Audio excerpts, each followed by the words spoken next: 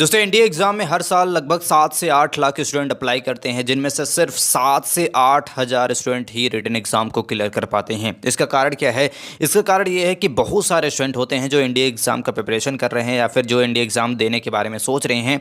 उन्हें NDA exams के बारे में पूरी इन्फॉर्मेशन नहीं होती है, एनडीए के बारे में ही वो नहीं जान रहे होते हैं।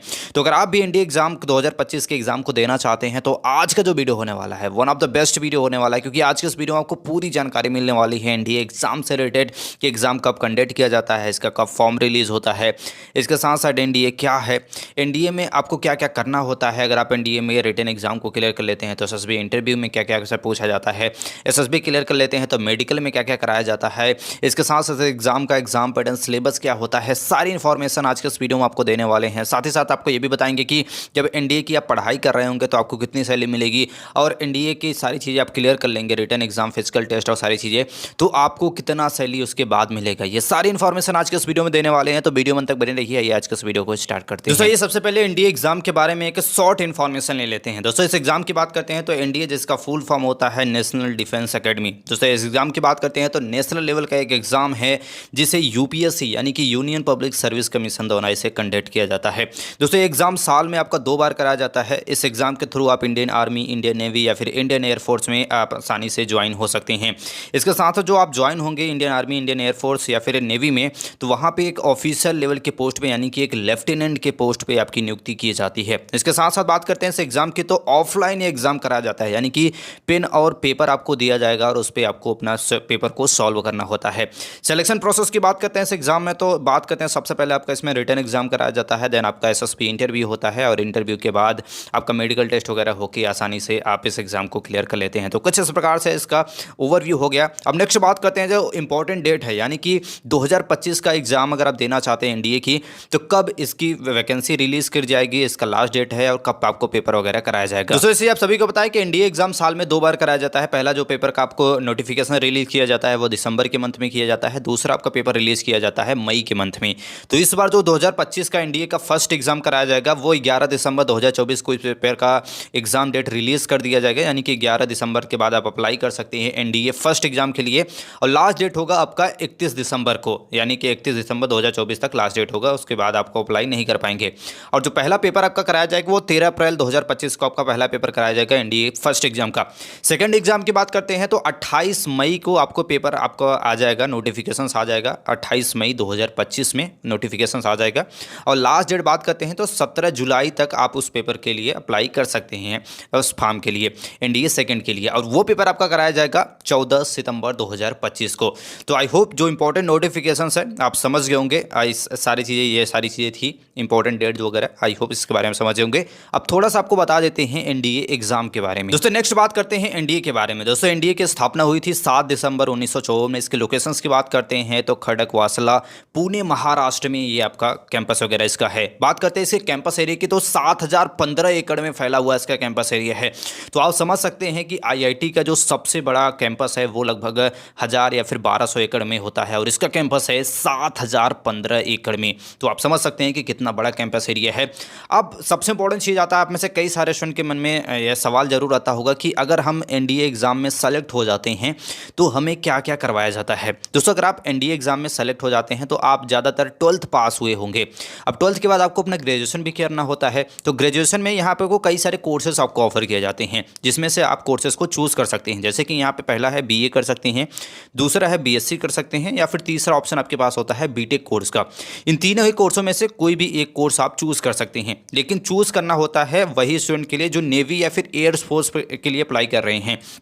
यानी कि अगर आप आर्मी के लिए अप्लाई कर रहे हैं तो आर्मी वाले जो स्टूडेंट हैं, यानी कि इंडियन आर्मी में अगर आप जाना चाहते हैं तो आप बीटेक का कोर्स नहीं कर सकती हैं, आप बीए कर सकते हैं या फिर बीएससी कर सकते हैं अपने ग्रेजुएशन में। यानी कि अगर आप एनडीए में एक बार सेलेक्ट हो जाते हैं, एग्जाम वगैरह को क्लियर कर लेते हैं, सारी चीज़ें आप क्लियर कर लेते हैं, तो उसके बाद अगर आप अपना ग्रेजुएशन करना चाहते हैं तो उसमें से बीए या फिर आप बीएससी कर सकते हैं, बीटेक नहीं कर सकते हैं। लेकिन अगर आप नेवी या फिर एयरफोर्स के लिए सेलेक्ट हो जाते हैं तो आप बीए भी कर सकते हैं, बीएससी भी कर सकते हैं, बीटेक भी कर सकते हैं। और अब बात करते हैं एनडीए कोई कॉलेज वगैरह तो है नहीं, तो किस कॉलेज द्वारा आपको कराया जाता है? तो JNU यानी कि जवाहरलाल नेहरू यूनिवर्सिटी जो आपकी दिल्ली में है, एक गवर्नमेंट यूनिवर्सिटी है, वहाँ से आपको करवाया जाएगा आपका ग्रेजुएशन वगैरह। यानी कि साथ में साथ आपको ट्रेनिंग वगैरह तो चलती ही रहेगी, साथ ही साथ आपका ग्रेजुएशन वगैरह भी चलता रहता है। अब BA करना चाहते हैं तो BA में कौन सा सब्जेक्ट आप कर सकते हैं? तो हिस्ट्री में कर सकते हैं, पॉलिटिकल में कर सकते हैं, इकोनॉमिक्स में कर सकते हैं, जियोग्राफी में आप कर सकते हैं BA। BSc करना चाहते हैं तो फिजिक्स, केमिस्ट्री, बायोलॉजी में से कोई भी एक सब्जेक्ट आप चूज कर सकते हैं। अब BTech अगर आप करना चाहते हैं तो अप्लाइड इलेक्ट्रॉनिक्स या फिर कम्युनिकेशन में, मैकेनिकल इंजीनियरिंग में, कंप्यूटर साइंस में या फिर इंफॉर्मेशन टेक्नोलॉजी में आप BTech कर सकते हैं। तो आपके जो एक बार सेलेक्ट हो जाते हैं, ये इन्फॉर्मेशन थी आपको बताने के लिए कि अगर आप NDA एग्जाम में सेलेक्ट हो जाते हैं, रिटन एग्जाम, फिजिकल टेस्ट वगैरह क्लियर कर लेते हैं, सारी चीज़ें SSB इंटरव्यू वगैरह, तब आपको ग्रेजुएशन के दौरान क्या क्या आपको कराया जाता है, ये सारी इन्फॉर्मेशन थी। अब सबसे इंपॉर्टेंट चीज़ आता है कि आपको जब ट्रेनिंग दी जा रही होती है तो कितनी सैलरी मिलती है और ट्रेनिंग के बाद कितनी सैलरी मिलती है, उसके बारे में थोड़ा सा बात कर लेते हैं। दोस्तों बात करते हैं ट्रेनिंग के दौरान जो आपकी सैलरी होती है वो होती है 56,000 रुपये मंथली सैलरी होती है। इसके अलावा कई सारे अलाउंस वगैरह आपको यहाँ पे दिए जाते हैं, भत्ते वगैरह आपको प्रोवाइड किए जाते हैं। बेसिक सैलरी जो होती है वो 56,000 रुपये मंथली सैलरी के आसपास आपको दिया जा रहा है, क्योंकि उस दौरान आपकी ट्रेनिंग भी हो रही होती है, ग्रेजुएशन भी हो रहा होता है और इतनी सैलरी वगैरह भी यहाँ पे आपको प्रोवाइड किया जा रहता है। इसके बाद जैसे आप ग्रेजुएशन कंप्लीट कर ले, जैसे आप BA कर रहे हैं तो 3 साल का होता है, वहीं BSc कर रहे हैं 3 साल का होता है, BTech कर रहे हैं 4 साल का होता है, तो कोर्स के ऊपर आप डिपेंड करता है।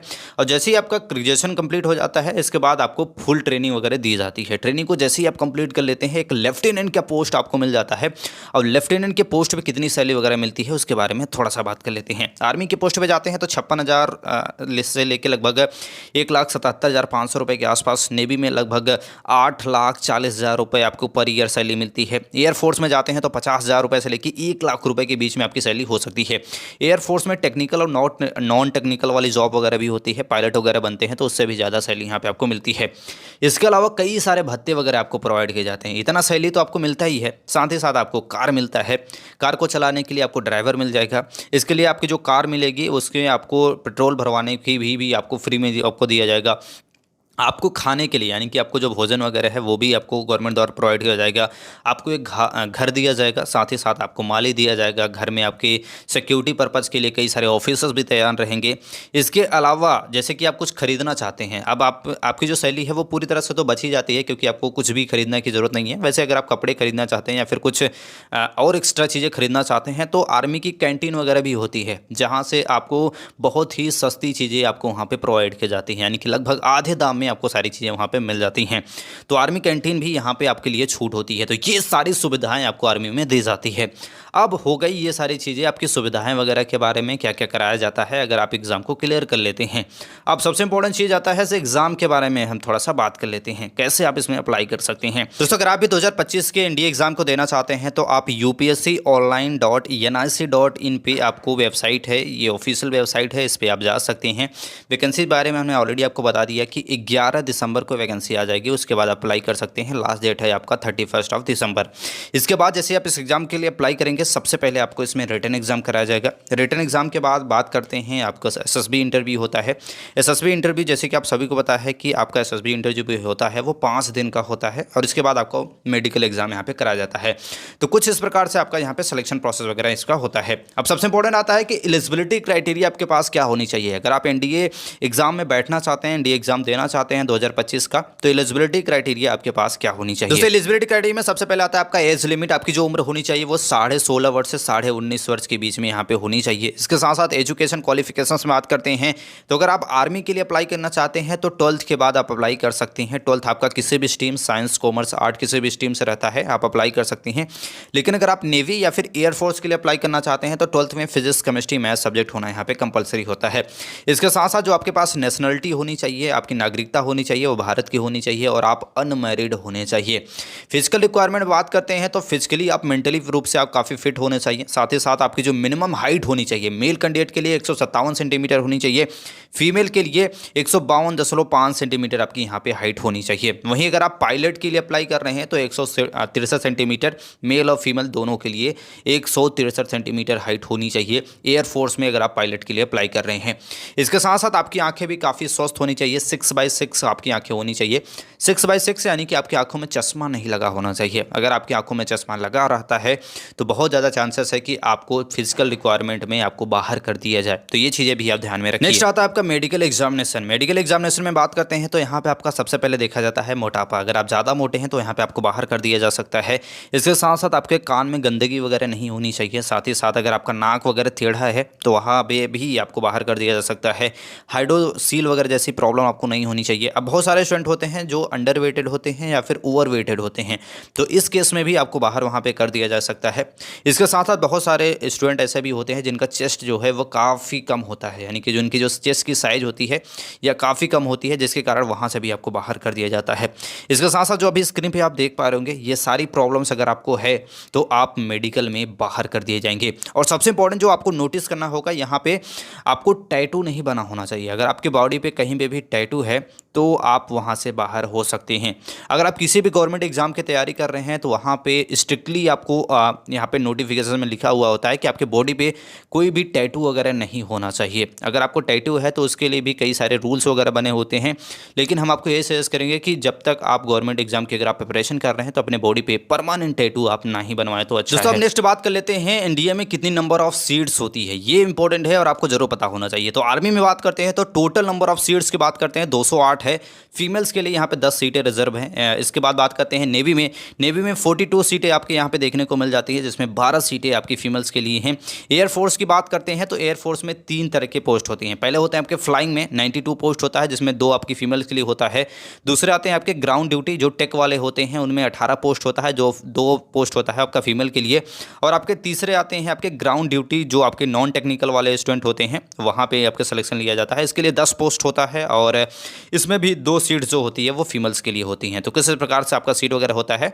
इसके अलावा आपको नवल एकेडमी भी यहाँ पे एग्जाम कंडक्ट किया जाता है। Naval academy 10+2 credit entry scheme होता है, जिसके थ्रू 30 सीटें रिजर्व की गई हैं, जिसमें से 9 आपकी फीमेल्स के लिए यहाँ पे होती है। तो कुछ इस प्रकार से नंबर ऑफ सीट्स यहाँ पे निर्धारित किया गया है एनडीए में। अब दोस्तों ये सबसे इंपॉर्टेंट चीज आता है इस एग्जाम के एग्जाम पैटर्न और सिलेबस के बारे में थोड़ा सा बात कर लेते हैं।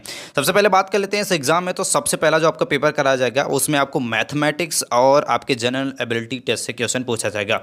2 पेपर आप इसमें लिया जाएगा। सबसे पहले आपका मैथमेटिक्स का पेपर होगा, जिसमें आपको 2 घंटे 30 मिनट का आपको समय दिया जाएगा, जिसमें 300 मार्क्स से आपसे क्वेश्चन आपसे पूछा जाएगा, जिसमें अगर आप सही आंसर देते हैं तो एक क्वेश्चन सही देने पे लगभग आपको 2.5 मार्क यहाँ पे दिया जाता है। इसके साथ साथ नेगेटिव मार्किंग की बात करते हैं तो 0.83 का नेगेटिव मार्किंग भी आपको किया जाएगा अगर आप एक क्वेश्चन गलत करते हैं। इसके साथ साथ जनरल एबिलिटी टेस्ट में बात करते हैं तो इसके लिए भी सेम टाइम होता है, 2 घंटे 30 मिनट का समय दिया जाता है। इसमें आपको 600 मार्क से आपको क्वेश्चन पूछा जाता है, 600 मार्क आपके यहाँ पे होता है। इसमें अगर आप एक सवाल सही करते हैं तो आपको 4 मार्क दिया जाता है, वहीं अगर आप एक सवाल गलत करते हैं तो 1.33 का आपको नेगेटिव मार्किंग भी किया जाता है। तो कुछ इस प्रकार से एनडीए एग्जाम का आपका एग्जाम पैटर्न होता है। अब इसका सिलेबस वगैरह की बात करते हैं तो अभी स्क्रीन पे जो आप देख पा होंगे, कुछ इस प्रकार से इसका सिलेबस होता है। इन सारे सब्जेक्ट से आपसे क्वेश्चन पूछा जाता है। अब अगर आप बात करते हैं इस एग्जाम के कट ऑफ वगैरह के बारे में, टोटल नंबर ऑफ, जैसे हमने बात किया कि 900 मार्क आपका पेपर होता है, मैथमेटिक्स का 300 और आपका जनरल एबिलिटी का जो टेस्ट होता है वो आपका होता है 600 मार्क का। टोटल आपका होता है 900 मार्क का। और जो एनडीए फर्स्ट का जो कट ऑफ गया था 2023 की बात कर रहे हैं आपके, तो इसमें गया था 301 की आपका कट ऑफ गया था। वहीं बात करते हैं एनडीए सेकंड के लिए तो सिर्फ 252 आपका कट ऑफ गया था। रिटन एग्जाम अगर आप क्लियर करना चाहते हैं तो इतना नंबर आपको लाना होगा। दोस्तों ये हो गया आपका रिटन एग्जाम के बारे में, सिलेबस के बारे में, एग्जाम पैटर्न के बारे में। आई होप सारी चीजें समझ गए होंगे। अब बात करते हैं एसएसबी इंटरव्यू के बारे में, जो 5 दिन का आपका एग्जाम कराया जाता है। जो एसएसबी इंटरव्यू होता है इसमें भी आपके 900 मार्क यहाँ पे आपको कराया जाता है। अब एसएसबी जो इंटरव्यू होता है वो ऐसा इंटरव्यू नहीं होता है कि आपको आमने सामने बैठा के इंटरव्यू लिया जाता है। ये 5 दिन का एक एक्टिविटीज जो आपका होती है वो सारी चीजें इसमें इंटरव्यू में आपको कराया जाती है। इसके बारे में थोड़ा सा हम डिटेल्स में बात करेंगे। पहले दिन में जो आपको कराया जाता है इसमें आपको ऑफिशियल इंटेलिजेंस हो गया, रेटिंग टेस्ट हो गया, इसके साथ साथ पिक्चर प्रोफेशनल टेस्ट हो गया या फिर डिस्क्राइब टेस्ट हो गया। ये सारी चीज़ें आपके यहाँ पे कराई जाती है। जैसे कि फॉर एग्जांपल आपको एग्जांपल के तौर पे आपको बता देना चाहते हैं, कोई आपको एक पिक्चर दिखा देंगे, इसके बाद कुछ टाइम दिखाने के बाद वो आपको पिक्चर हटा देंगे और इसके बाद उस पिक्चर से रिलेटेड आपसे क्वेश्चन पूछा जाएगी कि पिक्चर में आपने क्या क्या देखा। जैसे कि पिक्चर में आपको चित्र दिखा दिया जाएगा, नेचुरल चित्र दिखा दिया जाएगा, उसमें पूछ लिया जाएगा जाएगा कि इस पेड़ पे कितनी पक्षियाँ वगैरह बैठी थी। किस प्रकार से आपका मेमोरी टेस्ट लिया जाता है कि आपकी देखने वगैरह की क्षमता वगैरह कैसी है। बहुत सारे स्टूडेंट जो होते हैं वो आपके डे 1 में ही बाहर हो जाते हैं। अगर आप डे 1 तक सर्वाइव कर गए, डे 1 में अगर आप क्वालिफाई कर गए तो बहुत ज़्यादा चांसेस है कि आप एसएसबी इंटरव्यू को क्लियर कर पाएंगे। तो फर्स्ट दिन में यानी कि पहले दिन में ये सारी चीज़ आपको कराई जाती है। दूसरे दिन कराया जाता है आपका साइकोलॉजी टेस्ट। दोस्तों साइकोलॉजी टेस्ट में कई सारे साइकोलॉजिस्ट आते हैं और आपको कई सारे सिचुएशन में आपको क्वेश्चन आपसे पूछा जाता है। वहाँ पे आप झूठ नहीं बोल सकते हैं क्योंकि कई सारे साइकोलॉजिस्ट रहते हैं और आपकी बातों को आसानी से वो पता लगा सकते हैं कि आप झूठ बोल रहे हैं। तीसरे दिन कराया जाता है आपका ग्रुप टेस्टिंग ऑफिसर टेस्ट। ये बहुत इंपॉर्टेंट होता है। ग्रुप में आप कैसे काम करते हैं, ग्रुप में कैसे आप लोगों की बातें मानते हैं या फिर नहीं मानते हैं, ये सारी चीज़ें देखा जाता है। चौथा दिन आपका कराया जाता है इंटरव्यू। ये काफ़ी इंपॉर्टेंट होता है। इसमें आमने सामने आपको बैठा के इंटरव्यू आपका लिया जाता है और इसमें भी सिलेक्शन आपका निर्धारित होता है। और पाँचवें दिन कराया जाता है आपका कॉन्फ्रेंस यानी कि ग्रुप डिस्कशंस। ग्रुप में कैसे आप डिस्कस करते हैं, लोगों से कैसे इंटरेक्ट करते हैं, कैसे उनसे बात करते हैं, ये सारी चीज़ें आपके पाँचवें दिन कराई जाती हैं। अगर आप पहले दिन सर्वाइव कर लेते हैं तो बहुत ज़्यादा चांसेस है कि आप पाँचवें दिन तक आप सर्वाइव यहाँ पे कर पाएंगे।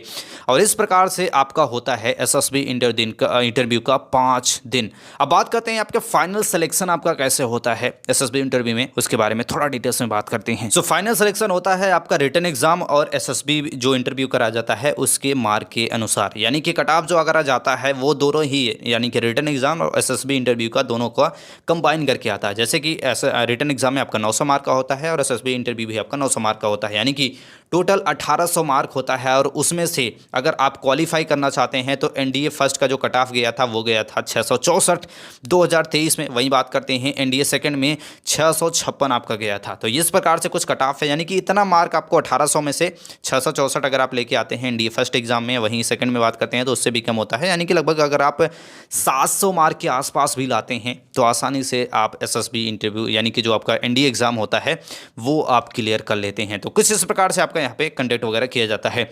अब सबसे इंपॉर्टेंट चीज़ आता है कि जब आप पढ़ाई कर रहे होंगे, यानी कि अगर आप एनडीए एग्जाम को क्लियर कर रहे होंगे तो इसके बाद आपको जो ग्रेजुएशन कराया जाएगा उस ग्रेजुएशन की फीस वगैरह भी आपको पे करनी पड़ेगी। जी हाँ, आपको फीस भी पे करनी पड़ेगी। वैसे तो आपको सैलरी मिलती रहती है, लेकिन आपको जब आप एडमिशन लेने जाएंगे तो अब आपको टोटल जो आपको पैसा देना होगा वो 35,376 रुपये आपको वहाँ पे जमा करना होता है। इसके बाद सैलरी वगैरह तो आपको मिलती रहती है, लेकिन जब आप एडमिशन लेंगे एनडीए में तो इस समय आपको इतना पैसा आपको देना पड़ता है। तो टोटल ये थी जानकारी आपके एनडीए एग्जाम के बारे में। आई होप ये सारी इन्फॉर्मेशन जो आज की उस वीडियो हमने दी है वो सारी चीज़ आप समझ होंगे। वीडियो से कोई भी क्वेश्चन हो, डाउट्स हो, आप कमेंट हमसे पूछ सकते हैं। और ऐसी जानकारी के लिए इस चैनल को लाइक और सब्सक्राइब जरूर कर ले, क्योंकि करियर से रिलेटेड यहाँ पे सारी इन्फॉर्मेशन आपको मिलती रहती है। मिलते हैं नेक्स्ट वीडियो में, तब तक के लिए जय हिंद।